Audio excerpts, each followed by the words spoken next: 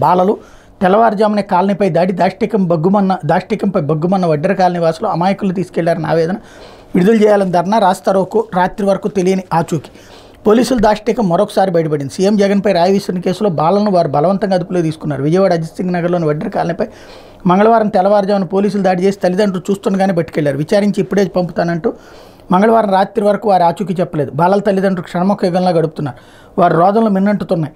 అభంశుభం తెలియని పిల్లల్ని తీసుకెళ్లి వేధిస్తున్నారు, వాపోతున్నారు. చూశారు కదా ఇక్కడ ఎలాంటి దరిద్రం అనేది రాష్ట్రానికి పట్టిన దరిద్రం. రాయేసి కొట్టినటువంటి వాడిని ఇప్పుడు అనుమానించి తీసుకుని వెళ్తే అది తప్పు. మరి ఏం చేయాలి? ఇప్పుడు జగన్ తనని తానే కొట్టుకున్నాడని చెప్పాలి.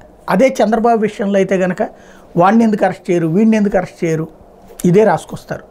మనం పత్రికల కోసం పనిచేస్తున్నామా లేకపోతే కనుక వ్యభిచారం చేస్తున్నామంటే వ్యభిచారిని చాలా విలువలతో కూడి ఉంటుంది. తన దగ్గరకు వచ్చినటువంటి వాడికి తను సంపూర్ణంగా అర్పించుకుంటుంది. కానీ ఇక్కడ ప్రజలని అంటే జనాల్ని తీసుకెళ్ళి చండాలం చేస్తున్నటువంటి దరిద్రం, జనాల మెదళ్ళని కలుషితం చేస్తున్నటువంటి దరిద్రం, అది ఇక్కడ సమస్య. తనెళ్ళి అలాంటి వ్యభిచరిస్తే తప్పులేదు ఈనాడు, అది వాళ్ళ కర్మను వదిలేయచ్చు. కానీ మొత్తం సమాజాన్ని వ్యభిచరింపజేసేటటువంటి వైపుకి తీసుకొస్తున్నటువంటి నీచత్వం ఇక్కడ కనబడుతోంది. లేకపోతే వీళ్ళని ఇక మనుషులుగా చూడటం కష్టమే. శిరో